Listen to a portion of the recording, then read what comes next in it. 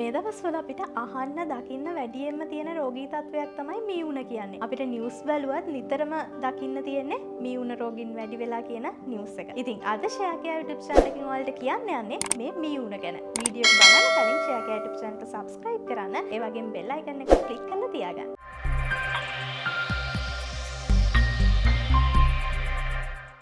මීඋණ වැළඳෙන්නේ bacteria තත්වයක් නිසා. මේ බැක්ටීරියාවේ නම තමයි ලෙප්ටොස්පයිරෝසිස්.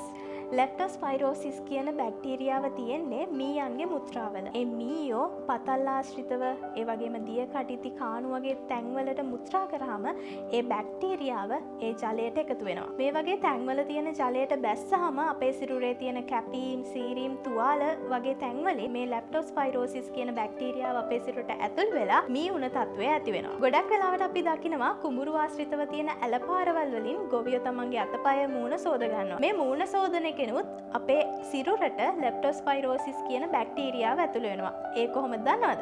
අපේ ඇස්වල තියෙන පට කරහා.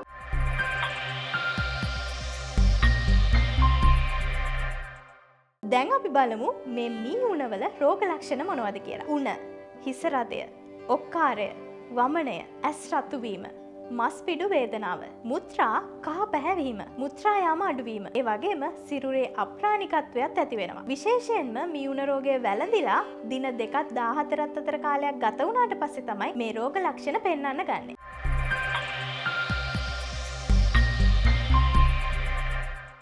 අපි සමහර වෙලාවට හිතනවා මේ මීඋණ කියන්නේ බෝ වෙන රෝගයක් කියලා. හැබැයි මීඋණ කියන්නේ බෝ වෙන රෝගයක් නෙමෙයි. ඒ කියන්නේ මට මීඋණ හැදිලා තියෙනවා නම් මගෙන් ඔයාට මීඋණ රෝගය හැදෙන්නේ නැහැ.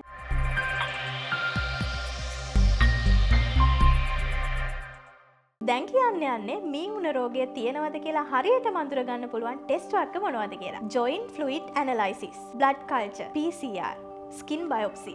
මේ ටෙස්ට් වලින් පුළුවන් මීඋණ රෝගය වැළඳිලා තියෙනවද කියලා හරියටම හොයාගන්න.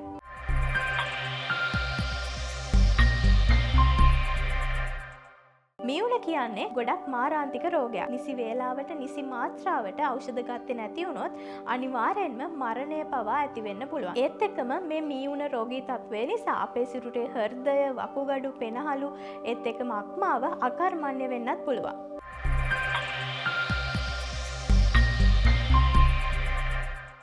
දැන් අපි බලමු මීඋණෙන් වැළකෙන්න අපිට කරන්න පුළුවන් දේවල් මොනවද කියලා. විශේෂයෙන්ම පතල් ආශ්‍රිත රැකියා කරන අය, ගොවිතැන් කරන අය මේ මීඋණ රෝගී තත්වය ගැන දැනුවත් වෙලා ඉන්න ඕන. මීඋණ රෝග ලක්ෂණ තියෙනවා කියලා වාට හිතෙනවා නම් අනිවාර්යෙන්ම වෛද්‍ය උපදෙස් ලබා ගන්න. රෝගය වැළැක්වීම සඳහා ලබා දෙන ප්‍රතිජීවක ඖෂධ නිසි වේලාවට නිසි මාත්‍රාවට ලබා ගන්න. සාමාන්‍යයෙන් මාර්තු, මැයි, ඔක්තෝබර්, දෙසැම්බර් වගේ කාලවලදී වැස්ස වැඩි. ඒ කාලවලදී තමයි වැඩිපුරම මීඋණ රෝගීන් වැඩි වෙන්නේ. ඉතින් මේ කාලවලදී ගොඩක් වෙලාවට ගම් වතුර තත්ත්වයන් නැති වෙනවා. ඉතින් ඔබත් ඉන්නේ මේ වගේ ගම් වතුර වැඩිපුරම ඇති වෙන ප්‍රදේශයක නම් ඒ වගේම මම කියපු රෝග ලක්ෂණත් ඔබට තියෙනවා නම් අනිවාර්යෙන්ම වෛද්‍ය උපදෙස් ලබා ගන්න. එහෙනම් අදට මම ගිහින් මේ වගේ වීඩියෝස් ටිකටම බලන්න ෂෙයාකෑ YouTube channel එක subscribe කරලා තියාගන්න.